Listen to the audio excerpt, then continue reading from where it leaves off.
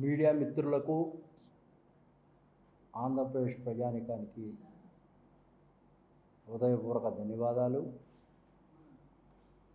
జగన్మోహన్ రెడ్డి గారు అనుచిత వ్యాఖ్యల్ని ఖండిస్తూ ఈ రోజున ప్రజలందరికీ కూడా వాస్తవాలు తెలియజేయటం కోసం ఈ యొక్క పత్రికా విలేకరుల సమావేశం ఏర్పాటు చేయడం జరిగింది. దీంట్లో అయ్యా ఇవాళ వచ్చాడు అబ్బా పిట్టలదారులాగా బెంగళూరు నుంచి జగన్మోహన్ రెడ్డి గారు, ఏ నిజాలు మాట్లాడుతున్నావు, దెయ్యాలు వేదాలు ఇచ్చినట్టుగా మిస్టర్ జగన్మోహన్ రెడ్డి గారు ఏం మాట్లాడుతున్నారు? అయ్యా both can never be same కదా. లైన్కెను నక్కకి, లైన్ చంద్రబాబు నాయుడు గారు, మీరు నక్క జిత్తులు వేసుకొని ప్రజలను మభ్య పెడదామనుకోవటం పొరపాటు. నువ్వు పిట్టలదారులాగా ఎన్నిసార్లు చెప్తావు? చెప్పిందే చెప్పి వేదాలు వల్లిచ్చినట్టుగా ఇట్స్ నాట్ కరెక్ట్. మావిగన్ అంటే చూసి చంద్రబాబు నాయుడు గారు భయపడిపోతున్నాడంట. ఎస్, నువ్వు దాన్ని పేల్చలేక భయపడిపోయి దాక్కొని బెంగళూరు వెళ్ళి అటు నుంచి ఇంగ్లాండ్ వెళ్ళావు. ఇక్కడ 3 రాజధానులు పెట్టావు, ఉద్యమాలు 11 రెడ్ అయ్యావు. ఇప్పుడు మావిగన్ అంటున్నావు, 0 రెడ్ అవుతావు. ఇక్కడ ఒక్కటి నేర్చుకో, జగన్మోహన్ రెడ్డి గారు రాజకీయాల్లో ఉన్నప్పుడు ఇక్కడ జరుగుతున్నటువంటిదంతా కూడా నేనేమనుకుంటున్నానంటే, నువ్వు హత్యా రాజకీయాలు చంద్రబాబు నాయుడు గారు చేస్తున్నారు అని చెప్పావు. నువ్వు టపా పేల్చాడు బాలకృష్ణ గారు అంటున్నావు. టపా పేల్చాడు అంటే దాని యొక్క ఉద్దేశం ఏంటి అంటే, వైఎస్ రాజశేఖర రెడ్డి గారు టపా కాల్చినటువంటి దోషులను కూడా రక్షిస్తాడనమాట. మీరు చాలామంది చెప్పుకుంటా ఉన్నారు, మా వైఎస్ రాజశేఖర రెడ్డి గారు బాలకృష్ణ గారిని కాపాడారు. అట్లయితే పరిటాల రవి హత్య కేసులో జగన్మోహన్ రెడ్డి గారు ఇన్వాల్వ్ అయినప్పుడు నువ్వు కూడా ఆ దోషిని, ఎవరైతే జగన్మోహన్ రెడ్డి ఉన్నాడో, సిబిఐ ఎంక్వైరీ ఇచ్చి కాపాడా?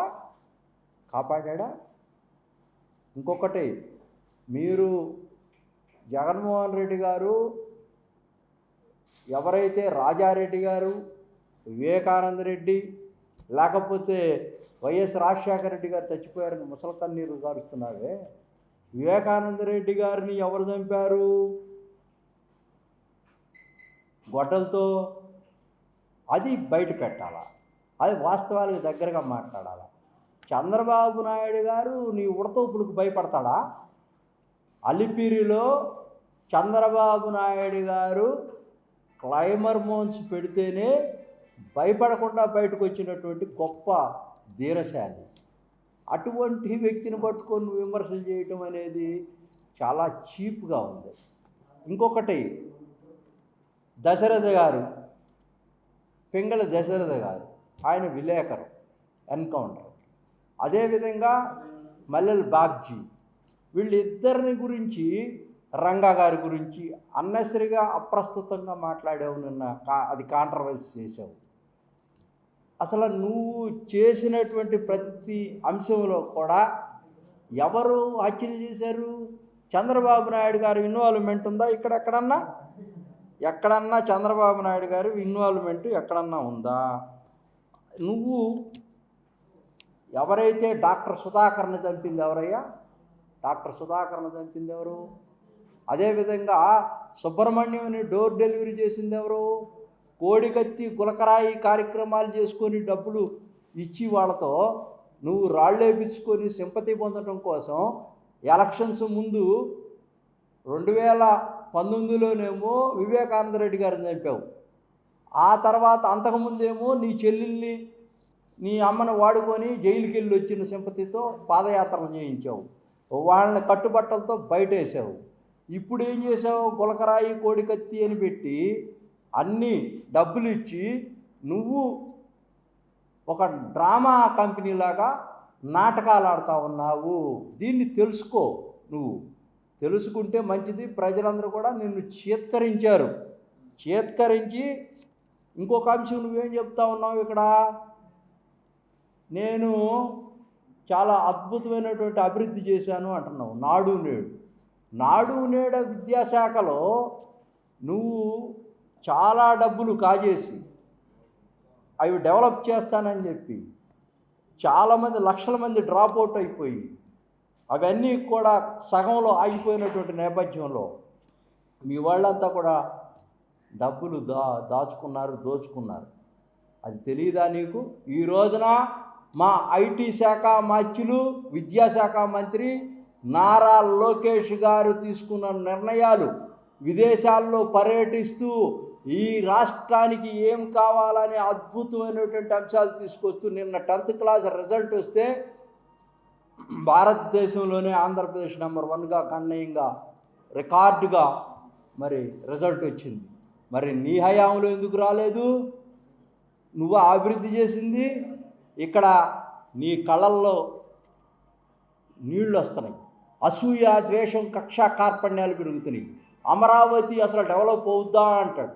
అమరావతి కాదు, హైదరాబాద్ హైటెక్ సిటీ ఏ విధంగా అభివృద్ధి చేసి ఈ రోజున ప్రపంచంలో కొన్ని లక్షల మందికి ఎంప్లాయ్మెంట్ జనరేట్ చేశాడో చంద్రబాబు నాయుడు గారు, అదేవిధంగా అమరావతి క్వాంటమ్ వ్యాలీతో 56,000 కోట్ల రూపాయలు రమారమి అభివృద్ధి శరవేగంగా అడుగులు ముందుకు వస్తున్నటువంటి అమరావతి చూసుకో. రేపు రాబోయే రోజులు హైదరాబాద్ కన్నా మిన్నగా అమరావతి డెవలప్ కాబోతూ ఉంది. నీకు అసూయ, ద్వేషం, కక్షా కార్పణ్యంతో డైవర్ట్ చేయడం కోసం చేస్తున్నటువంటి మీ వాళ్ళు వచ్చే రాజకీయాల్లో, అదేవిధంగా లిక్కర్ స్కామ్లో జోగి రమేష్ గారిని అరెస్ట్ చేశారు. దాన్ని డైవర్ట్ చేయడం కోసం ప్రెస్ మీట్ పెట్టి ఏది పడితే అది మాట్లాడేటువంటి తత్వం నీలో ఉంటే నువ్వు జగన్మోహన్ రెడ్డి నువ్వు చాలా దారుణమైన హీనమైన పరిస్థితుల్లో మాట్లాడుతున్నామని ప్రజలందరూ కూడా తెలుసుకుంటా ఉన్నారు. ఇక పెట్రోల్ ధరల గురించి మాట్లాడుతూ ఉన్నావు. పెట్రోల్ ధరల్లో వీళ్ళిద్దరు పోలిక, Chandrababu Naidu garu, Jaganmohan Reddy, both can never be a same. మీ ఇద్దరికి సంబంధం లేదు, తేడా ఉంది చాలా. ఇతను 40 సంవత్సరాలు 50 సంవత్సరాల ఇండస్ట్రీ చంద్రబాబు నాయుడు గారు. నీకు ఏదో మీ నాన్న చెట్టు పేరు చెప్పి కాయలు అమ్ముకొని కులాలను అడ్డం పెట్టుకొని కుక్కమూతి పిందిల్లాగా, రాజారెడ్డి గారు చాలా పెద్ద గొప్ప వ్యక్తిలాగా, మహాత్ముల్లాగా, ఆ పాదసారథి గారు ఎవరైతే దీంట్లో నిందితుడిగా ఉన్నాడో రాజారెడ్డి గారి మర్డర్ కేసులో వాళ్ళ తమ్ముడిని చంపింది రాజారెడ్డి గారు కాదా? అక్కడ ఉన్నటువంటి కుటుంబాలను మొత్తాన్ని వైఎస్ రాజశేఖర రెడ్డి గారు వచ్చినప్పుడు వాళ్ళ కుటుంబాలను మొత్తాన్ని కూడా హింసించారు. ఇది నిజం కాదా? జగన్మోహన్ రెడ్డి గారు అంటున్నారు, నేను 3 చనిపోయినా కూడా ఒక్కళ్ళని కూడా హత్యలు చేయలేదని. ఆత్మహత్యలే ఉంటాయి కానీ హత్యలు ఉండవు రాజకీయాల్లో. జనమంతా నమ్ముతున్నారు. నీ చెల్లెల్ని, మీ అమ్మని, అందరినీ బయటికి నెట్టేశావు. అన్నగారిని ఎన్నుపోటు పొడిచారంటావా? అన్నగారిని ఎన్నుపోటు పొడవలా. అప్పుడున్నటువంటి సిట్యువేషన్లో చర్చ చేయడం కోసం చంద్రబాబు నాయుడు గారు అందరూ కలిసి అశోక్ ప్రజాస్వామ్య వ్యవస్థలో కూర్చొని మాట్లాడుకొని మెజారిటీ లెజిస్లేటివ్ పార్టీ నిర్ణయం మేరకు చంద్రబాబు నాయుడు గారిని ముఖ్యమంత్రిని చేసి పార్టీని కాపాడుకోవడం కోసం ముందుకు తీసుకెళ్ళారు. సరే, ఎవరు పొడవలేదు. అది ఒక రాజకీయ వ్యవస్థ. రాజ్యాంగం చంద్రబాబు నాయుడు గారిని యాక్సెప్ట్ చేసింది ప్రజాస్వామ్యంలో. అది తెలుసుకో జగన్మోహన్ రెడ్డి గారు. అనవసరంగా చేయొద్దు.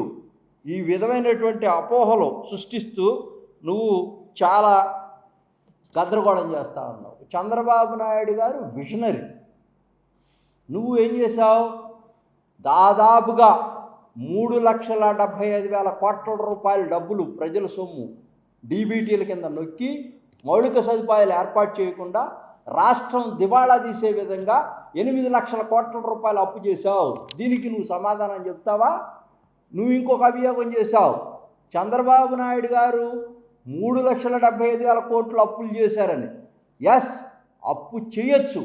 రిజర్వ్ బ్యాంక్ ఆఫ్ ఇండియా ఉంది అప్పు తీసుకోవటం కోసం, అప్పు ఇవ్వటం కోసం, అప్పు చేయటం కోసం. వరల్డ్ బ్యాంక్ ఉంది, విదేశాలు, ఓవర్సీస్ బ్యాంకులు అన్నీ ఉన్నాయి కూడా అప్పులు ఇవ్వటానికే. బట్ నీకులాగా చేయలేదు కదా. పప్పు బెల్లాలు చేసి ఎక్కడైనా అప్పు తెచ్చినప్పుడు మౌలిక సదుపాయాలు పెంచాలా? ఆ డబ్బును వినియోగిస్తూ ముందుకు తీసుకెళ్ళాలా. Is doing business, self sustainability, self finance ఇవన్నీ కూడా చేసుకుంటూ దాన్ని బతికించుకుంటూ అమరావతి ముందుకెళ్తున్నటువంటి నేపథ్యంలో అదే ఇది what is our contribution for nation అంటే అమరావతి యొక్క కంట్రిబ్యూషన్ ఈ దేశానికి శ్రీరామరక్ష.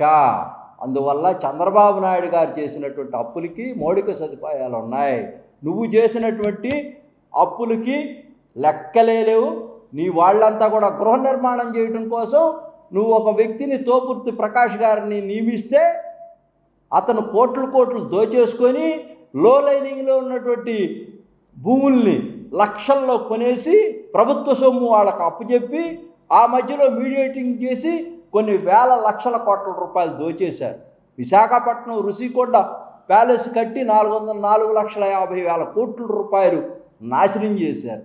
ఈ రాష్ట్రంలో మీరు తీసుకున్నటువంటి నిర్ణయాలకి ఇప్పటికీ పేదవాళ్ళకి గృహాలు కల్పిస్తానన్నటువంటి నేపథ్యంలో తోపర్తి ప్రకాష్ మొత్తం కూడా కమిషన్లు కాజేసి ఎక్కడ పడితే అక్కడే ఉన్నాయి. పేదవాళ్ళ ఉసురు తగిలింది మీ అందరికి కూడా. ఇంకా ఈ రోజున చంద్రబాబు నాయుడు గారు, లోకేష్ గారు 6,65,000 కోట్ల రూపాయలతో ఎకో సిస్టము డెవలప్ చేసిన తర్వాత పశ్చిమాసియాలో హయ్యెస్ట్ పెట్టుబడులు పెట్టినటువంటి గూగుల్ డేటా కంపెనీలు కానీ, లుల్లు కానీ, అదేవిధంగా అనేక కంపెనీలు ఈ రోజున సుంకాలుగా పుంకాలుగా మేము పెడతామని చెప్పి ముందుకొస్తూ 23 లక్షల మంది ఎవరైతే యువగళంలో ప్రామిస్ చేశాడో నారా లోకేష్ గారు, వాటిని ఫుల్ఫిల్ చేయడం కోసం 23 లక్షల ఎంప్లాయ్మెంట్ జనరేట్ చేయడం కోసం ఇక్కడ సమాయత్తం అవుతా, అదేవిధంగా అమరావతిలో కూడా ఎంప్లాయ్మెంట్ జనరేట్ చేస్తూ స్కిల్ డెవలప్మెంట్ ప్రోగ్రామ్ని డెవలప్ చేస్తూ ఎన్ఫీల్డ్ కూడా వచ్చింది నిన్న. చూడండి, అమరావతిలో అసలు కియా మోటార్స్ దగ్గర నుంచి ఈ రోజు దాకా కూడా ఏడీఆర్ఏ కింద కేంద్ర ప్రభుత్వం ఈ రోజున హై స్పీడ్ గన్స్ తయారు చేయడం కోసం, హై స్పీడ్ జెట్స్ తయారు చేయడం కోసం నిన్న కర్మాగారాన్ని ఏర్పాటు చేయడం జరిగింది. ఇది చరిత్ర కాదా? జగన్మోహన్ రెడ్డి గారి అభివృద్ధిలో భాగం కాదా? మహావిగన్నతో నువ్వు పూర్తిగా పతనమైపోయావు. ఇక నీకు నూకలు చెల్లిని. చంద్రబాబు నాయుడు గారు విజనరీ, అసలు అభివృద్ధి బ్రహ్మాండంగా చేస్తున్నాడు. సంతృప్తికర స్థాయిల్లో ఈ రోజున ప్రజలందరూ కూడా జేజేలు పలుకుతూ ఉన్నారు. ఇక నీకు ఒక్కటే మనకి చెప్పదలుచుకున్నాను, నువ్వేదన్నా అయితే గీతే ప్రజలతో ఉంటే ఒక శాసనసభ్యుడిగా ప్రజా సమస్యల గురించి మాట్లాడితే ఏదన్నా 2-3 సీట్లు ఇవ్వడానికి జనం ఆలోచిస్తారు. అసలు లేకపోతే ఆంధ్రప్రదేశ్ నుంచి నువ్వు ప్యాక్ చేసుకొని జెండా పీకేసి వెళ్ళిపోవటానికి సిద్ధంగా ఉండాలని కూడా నేను స్పష్టంగా చెప్తూ, ఎన్డీఏ కూటమిలో పెట్రోలు ధరలు పెంచినటువంటి కేంద్ర ప్రభుత్వానికి సంబంధించినటువంటి ప్రధానమంత్రి తీసుకున్న నిర్ణయం మేరకు యుద్ధాలు జరుగుతున్న నేపథ్యంలో మనకు చమురు ఆయిల్స్ రాకపోవటంలో ఒక 2-3 రూపాయలు పెంచేటువంటి నేపథ్యం జరిగింది. అది చంద్రబాబు నాయుడు గారికి సంబంధం లేనటువంటి అంశం. నీ హయాంలో జగన్మోహన్ రెడ్డి గారు 34% నుంచి 45%కి నువ్వు సెస్ పెంచి, ట్యాక్స్ పెంచి ఆ రేట్లే ఈ రోజున కొనసాగుతూ ఉంటే దాని మీద 2-3 రూపాయలు పెంచితే దాన్ని యాగి చేస్తూ ఉన్నావు. ఇది తెలుసుకో. నువ్వు తీసుకొచ్చినటువంటి కష్టాలే ఆంధ్రప్రదేశ్లో ఇంకా కూడా అందరూ అనుభవిస్తూ ఉన్నారు. అభివృద్ధి అంటే చంద్రబాబు నాయుడు, డెవలప్మెంటే చంద్రబాబు నాయుడు గారు, ఏదైనా సంక్షేమ అభివృద్ధి కార్యక్రమాలు అంటే Chandrababu Naidu garu. Irrespect of caste and colour and creed and culture Chandrababu Naidu గారి రాష్ట్రాన్ని సర్వదా అభివృద్ధి చేస్తూ ఉన్నాడు. నువ్వు పిట్టల ధర మాటలు మానుకోని ఆయన పొద్దున్నే కాఫీ కబుర్లు కానీ ఇవన్నీ కూడా నిన్న నేను చూశాను. నీ యొక్క ప్రెస్ మీటు అంతా కూడా ట్రాష్. తెలుగుదేశం పార్టీ నిజంగా జీవిస్తుంది, ప్రజల కోసం బతుకుద్ది. తప్పకుండా నువ్వు మూల్యం చెల్లించుకుంటావు.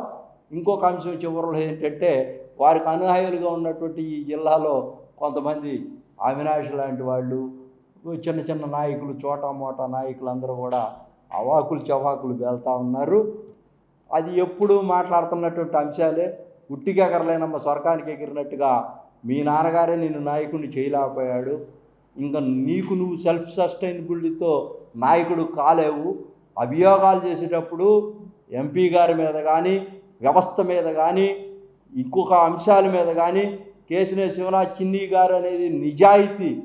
అసలు ఇతను ఒక పట్టుదల కలిగినటువంటి ప్రజల కోసం జీవించేటువంటి ప్రజానాయకుడు. ఆయన మీద అభియోగాలు మోపితే సూర్యుడి మీద ఉమ్మూసినట్టే. తెలుసుకొని బతకండి. రాజకీయాల్లో మీకు మనుగడ ఉండదు. కేశినేని శివనాథ్ చిన్ని గారిని కనుక విమర్శ చేస్తే తప్పకుండా మేమందరం కూడా రాజకీయంగా మిమ్మల్ని అందరం కూడా బొందన పెట్టడానికి సిద్ధంగా ఉన్నామని ఈ సందర్భంగా తెలియజేస్తూ సెలవు తీసుకుంటున్నాం.